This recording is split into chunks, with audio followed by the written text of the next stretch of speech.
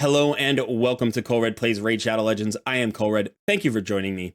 In today's video, we are going to discuss the 1-to-1 ratio Demon Lord Clan Boss speed tune. Now, this is the most versatile speed tune in the entire game because the greatest variety of champions can fit into this tune. It also happens to be the simplest speed tune to create and implement. So whether you are new to the game and at the very beginning with Clan Boss, or you're working your way up from Nightmare and into Ultra Nightmare, if you've never speed tuned any Clan Boss team before, this is the video you're going to want to start with. I'm going to teach you the basics of speed tuning and the Clan Boss calculator so that when you finally graduate up to a faster speed tune to try to accomplish that one key Ultra Nightmare, you're going to know what you're doing and it's not going to feel so daunting. I hope you're ready for it.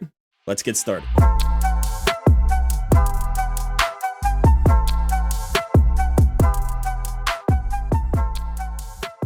Okay, here I am on deadwoodjedi.com. Now, if you've been to this website before and been intimidated or confused by it, don't worry. I'm going to walk you through it. It's actually not as bad as it seems at first. So the first thing we're going to do today is we're just going to go up to the calculator here on the orange menu bar, and we're going to open a blank Clan Boss calculator page. Okay, here we are in a completely blank calculator page. You can see the actual grid of turns is not populated at all, nor are there any champions over here in the left-hand column.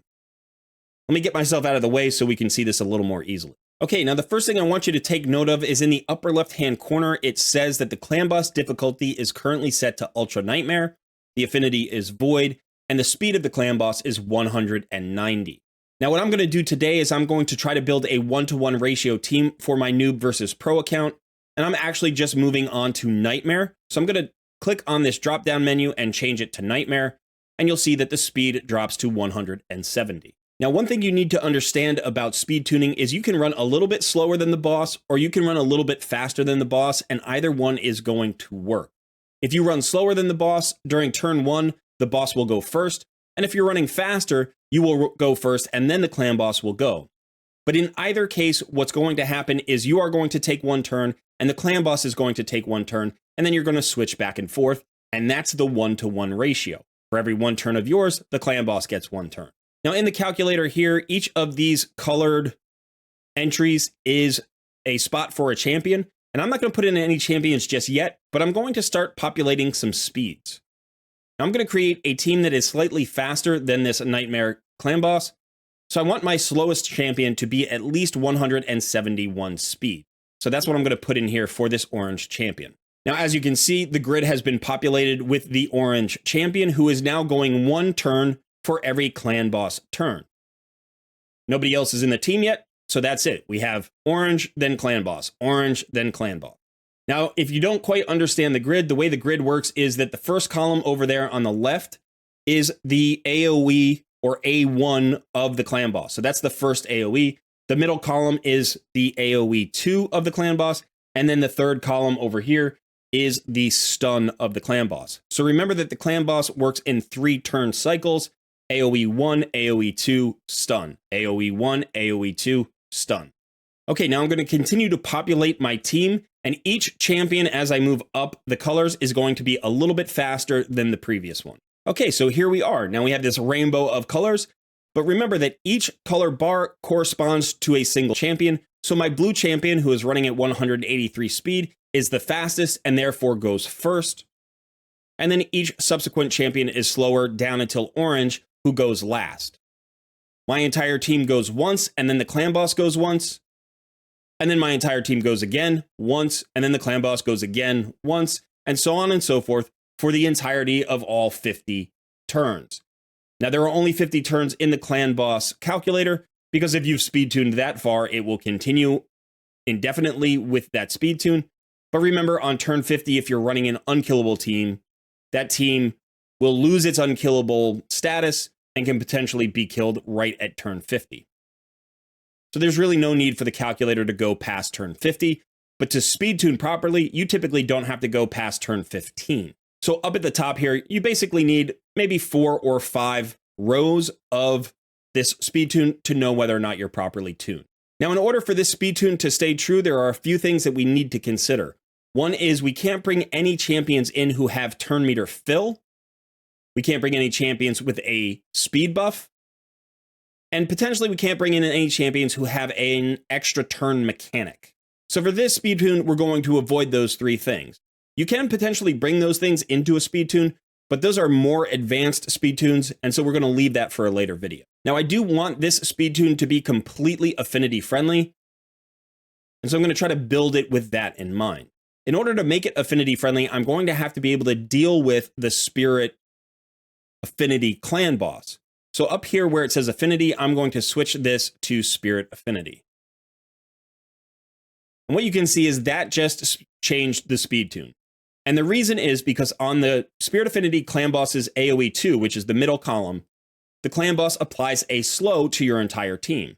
So as you can see here in column 3, I have the red debuff on everybody that slows them down. By slowing down, that breaks the speed tune for a couple of turns. Eventually, this does come into tune. You can see it works perfectly fine with the slow, but that the order of champions has actually changed. Instead of having blue on top and orange on the bottom, we now have green on top and purple on the bottom. So it is possible to speed tune a team like this that doesn't do anything to handle the debuff, but you just use the speeds and account for the slows and then create the speed tune that way. Or you can bring in a champion that's going to help you eliminate the slows. So that's actually what I'm going to do here. I'm going to bring in Doom Priest, and that's going to help me go completely affinity friendly. Now, if you have Doom Priest, this is going to be the best way to make your team affinity friendly, and you're going to want to make sure that Doom Priest is always going first in your turn order. So I'm going to add her here as champion 0 in blue. So now that I've added her, you'll notice that that slow debuff in column 3, it no longer exists. It's been removed. It's only on Doom Priest and it's faded. The reason it's a faded icon here is because that is telling us that it's being removed on that turn. Doom Priest has a passive where at the beginning of her turn, every turn, she cleanses 1 debuff from the entire team and heals them by 7.5% of their HP. So she's removing that slow right at the top of that turn. Now, the other thing you have to do to go affinity friendly is handle the stun. Now, the clan boss calculator doesn't tell you which of your champions will be stunned because it's not really possible for the calculator to figure that out. But after the clan boss goes in the 3rd column, somebody will be stunned. And so in the 1st column, somebody has a stun on them. We don't know who it is, but with Doom Priest, we don't care who it is. Her passive will go off regardless of if she's stunned or not. So it doesn't even matter if Doom Priest is stunned. She will remove the stun from your entire team, no matter who has it. Therefore, Doom Priest is a key component to my fully affinity-friendly speed tune 1-to-1 ratio. All right, now I have to start to populate my team with other champions. So based on the champions that I have in my roster, remember I'm going to bring in champions that don't have turn meter fill or a speed boost or extra turn mechanic. So I'm going to start filling in my champions. Okay, so here are my champions. My starter champion is Athel. My primary damage dealer is Frozen Banshee. Stagnite is my debuffer who brings decreased attack and decreased defense. I really want both of those. And then I have Taragi the Frog, who is my ally protector and also brings a backup decreased attack. Now, as you can see here, and if you know Athel, she has an extra turn mechanic. You can see that Athel is actually going twice in the 1st column. She's the purple champion. Now, this won't actually break the speed tune because she's a DPS who's not bringing any buffs that affect the way the speed tune works. And this is most friendly in a 1-to-1 ratio because as long as you have the correct champion going at the bottom of the turn and the correct champion going at the top of the turn, the middle of the turn order is basically up for grabs and you can bring in any champions that you want there. But for simplicity's sake, I'm going to show you how to stop Athel from taking an extra turn. Her extra turn is on her A3 and it has a 4-turn cooldown. But what I'm going to do is I'm going to simply turn this cooldown down to 0. And as you can see, now that the cooldown is 0, it's removed that skill from the calculator. I will have to simulate this in the AI by telling the AI that Athel cannot use her A3. So I'm just going to shut it off in the game, and that is simulated here in the calculator. So now we're back to everybody going once, which is great. Now there's some extra considerations with this particular speed tune. Taragi the Frog is my ally protector, and I want to make sure that he puts up his ally protect so that the clan boss A1 and A2 land while the ally protect is up. It's only up for 2 turns on a 3-turn cooldown. Now the ally protect is shown as these clasped hands you can see here at the top of column 2. Because they are solid buffs on all of these champions, that means they are going to stay up when this champion takes this particular turn. So in the second column, when Doom Priest goes, you can see that those clasp hands, that icon for Ally Protect, is still solid. That means it will continue to be up until the next turn. You can see here in column 3 that the same icon of clasped hands is faded, and that means it actually drops off of Doom Priest right then. That means that during the clan boss stun, Doom Priest will not have Ally Protect. Now here in column 1, you may think, well, nobody has the Ally Protect here. But you have to remember that Taragi the Frog is going last in the turn order. And this A3 that you can see here, we can see that his skill is actually listed as A3. That is the skill that puts up the Ally Protect. So since he puts it up before the clan boss does their AoE 1, everybody will have the Ally Protect when the clan boss uses that AoE. Likewise, everybody will have it up for the second AoE, and then it will be down for the stun attack. Now, this is probably the best case usage of this Ally Protect, because we want to protect the entire team and not just one champion. So Taragi the Frog is using that A3 at the bottom of the column 1 turns. Turn 0, turn 3, 6, 9, 12, and so on and so forth. Now, there's another skill that's going to help keep our team alive, and that is Stagnite's Decrease Attack. Now, Stagnite's Decrease Attack is on his A2, so you can see I also want that here in the first column. This will go up for 2 turns on a 3-turn cooldown. So even though it doesn't show the debuff applied to the boss, I know that that debuff is going to be applied with this A2, and that means it is up for 2 turns, so it is up for AoE 1, and then it is up for AoE 2. So the combination of Decrease Attack and Ally Protect should allow my team to survive for quite a while. Because this is a 1-to-1 ratio team, and everybody is basically taking 3 turns every clan boss cycle of 3 turns, you're usually going to be benefited most from skills that have a 3-turn cooldown. So as you'll notice, Taragi the Frog's Ally Protect is on a 3-turn cooldown, so it shows up in the first column every single time. Likewise with Stagnite's A2, it shows up in the first column every time, and it never gets repeated and never shows up anywhere else. Now, other champion skills like Frozen Banshee skills aren't really necessary to be applied in any particular order. All she does is apply poisons and poison sensitivity and do damage. Now, I can change around her skill order if I want, but this is totally fine for her to open with her poison sensitivity and then apply poisons during the other 2 turns. However, I would prefer Athel to open with her A1 because her A1 applies a weaken, and I would like the weaken out there immediately. So what I'm actually going to do here in the calculator is I'm going to add a delay to her A2. And as you can see up here at the top, that means that she is now doing her A1 in the first column and her A2 in the second column. In the actual champion sections over here on the left where I've added the delay, you can see the cooldown of the skills. You can change that if you haven't booked the skills out. So if, for instance, her A2 is on a 4-turn cooldown because you haven't booked it yet, you could just change that here, and that would be reflected in the calculator. Likewise for any champion's skills. In addition, if a champion has multiple skills and you want to change which skill takes top priority, which you can also do in the AI in-game, you can change that here by changing the priority number for that skill. So if I go down to Taragi the Frog down here in the bottom in orange, and I said, let's say I wanted to make his A2 the priority, I could just go ahead and change that to 4, and that is now a higher priority than the A3, which is still at 3. And now you can see in the calculator, it has changed the order of skills. And Taragi the Frog is using his A2 in column 1 and now using his A3 in column 2. So you can change a lot of the abilities and the way the abilities get played out in a speed tune. And then you can mimic that in the AI in-game. There are changes you can do here in the clan boss calculator that you cannot do in the AI.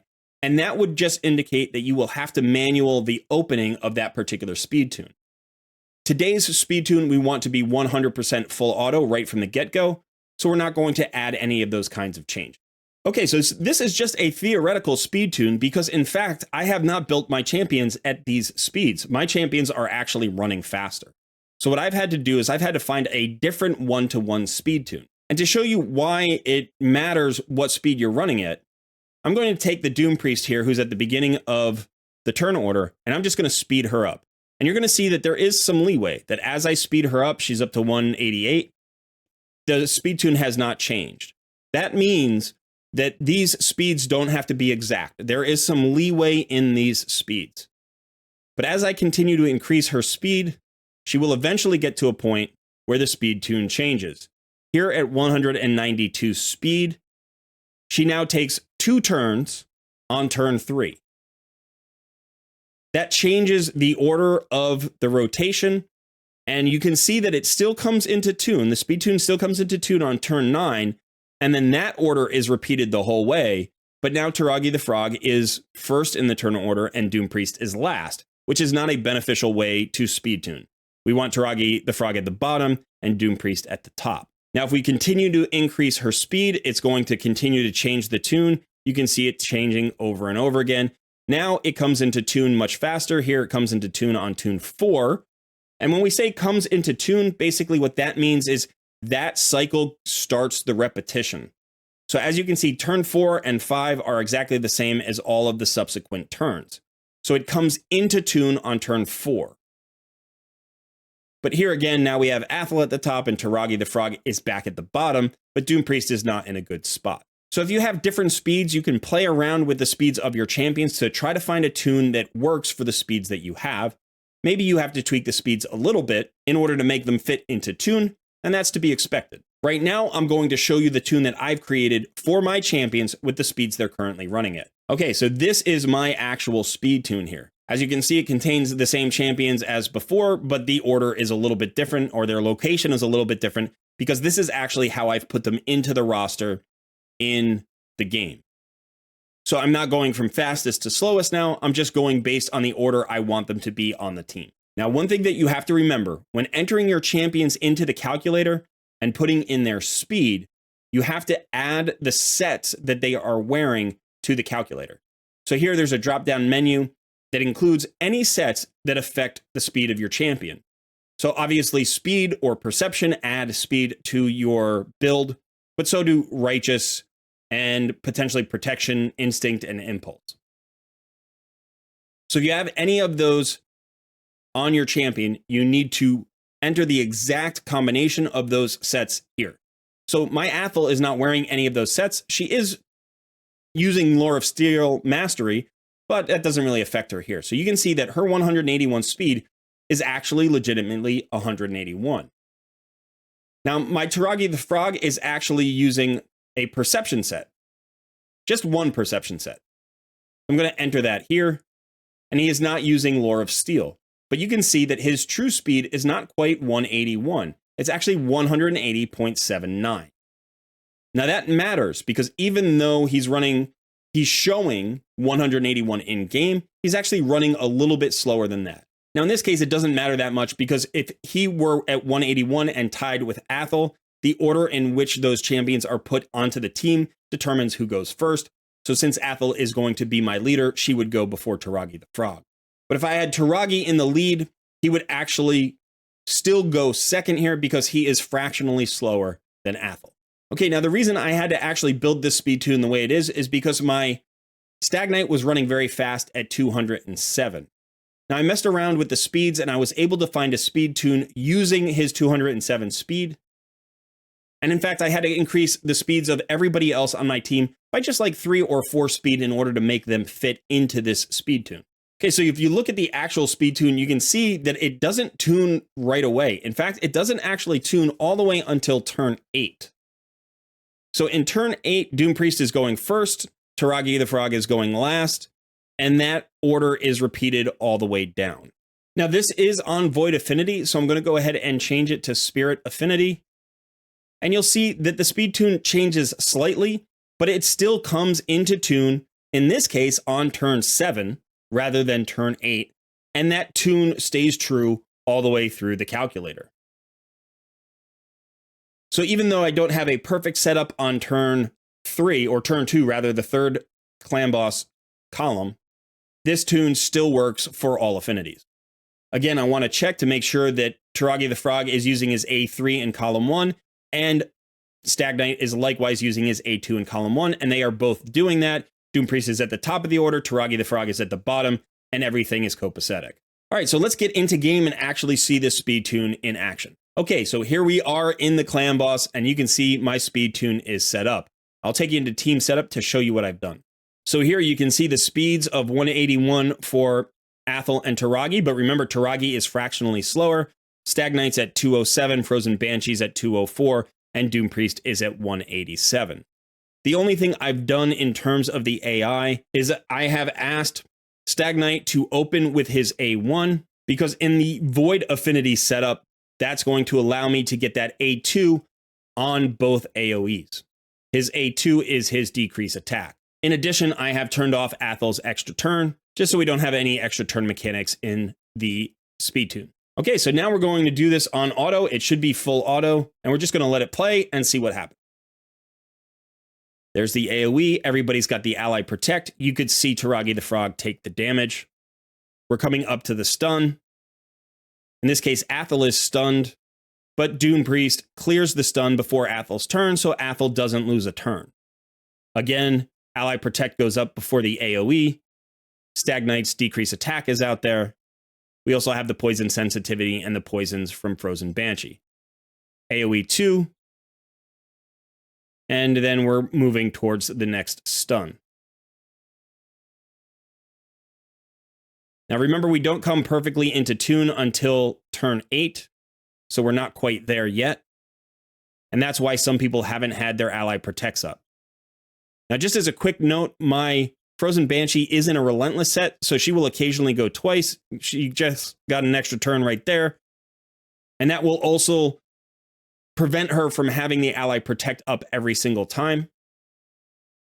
So you shouldn't necessarily build a Relentless set on anybody, but that's what I had on her, and I didn't want to completely rebuild her for this speed tune.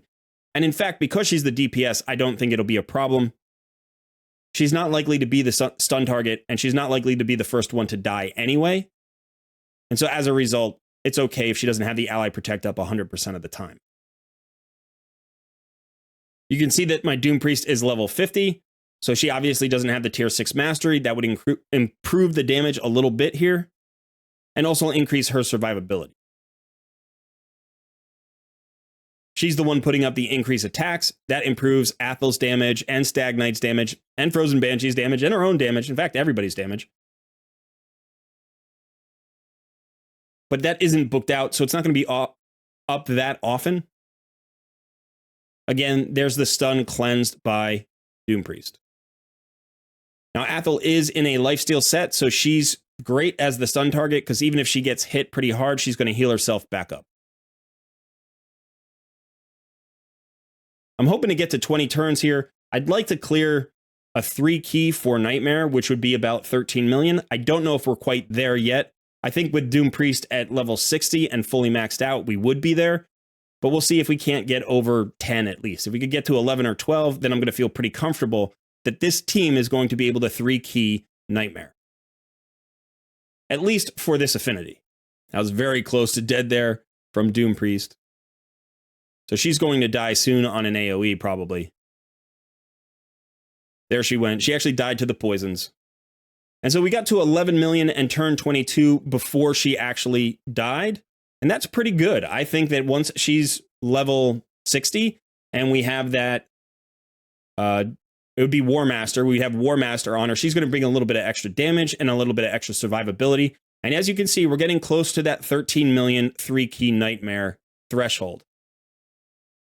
We need 13.1, basically, I think. Or maybe a little bit higher. So we're actually very, very close to a 3-key, which is fantastic. So if we take a look here at Nightmare, a 1-key is 39.166 million. So if we can get to 13.1, that's all we need to do. So in fact, this may be there. If I can just get a little bit lucky with RNG in terms of poisons or War Master procs, I might be able to actually turn this into a 3-key, at least on the Void Affinity.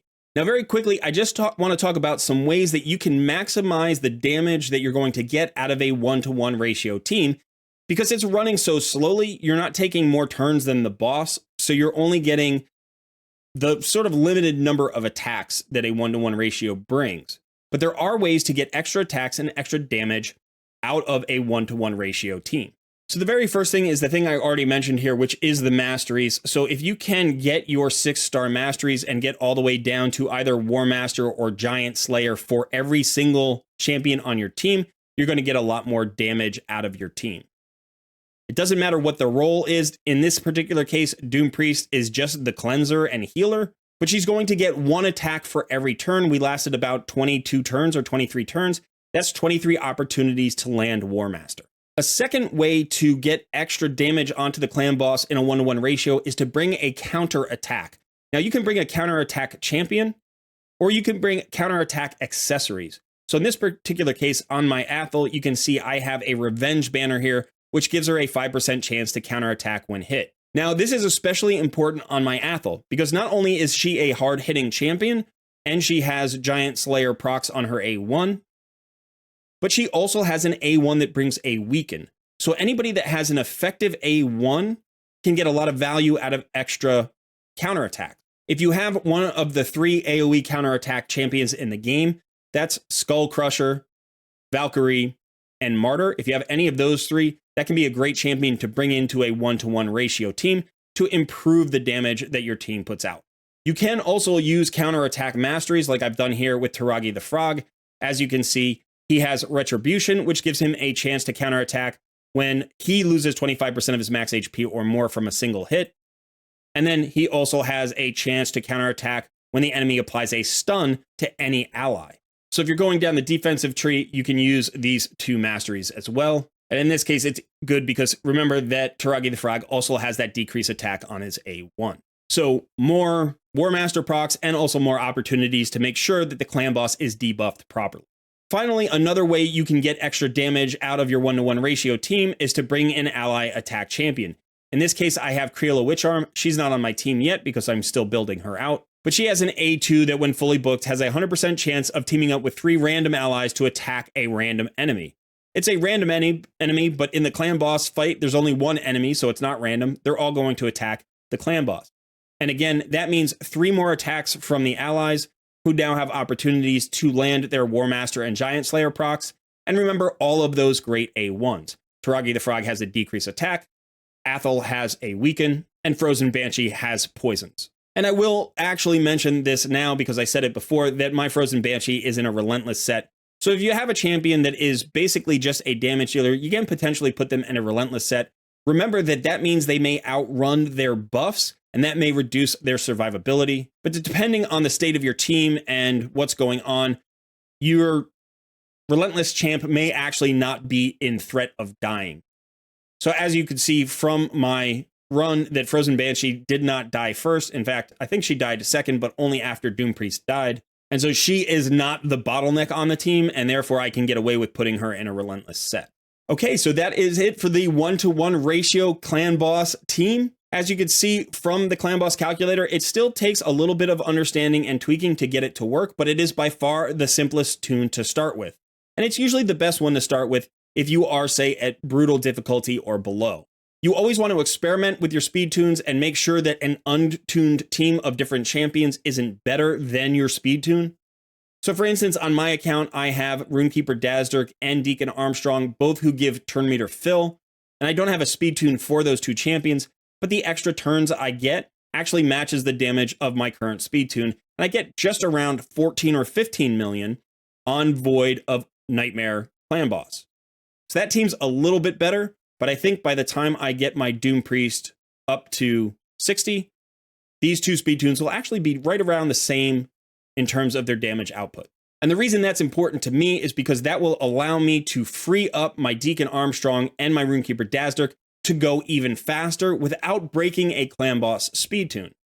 These are 2 really important champions for my roster in other places, especially in Arena. And so I'm going to want them to get faster and faster and faster. And so it doesn't make sense to speed tune them into a clan boss team and then just break that tune as soon as I get faster gear. So by taking them out of my clan boss team, I've allowed them the freedom to change their builds at will for any advantage I can get out of them and still get my clan boss rewards. Okay, so that truly is it. I hope that you've learned something today. If you have any questions about a 1-to-1 speed tune, please put those in the comments below.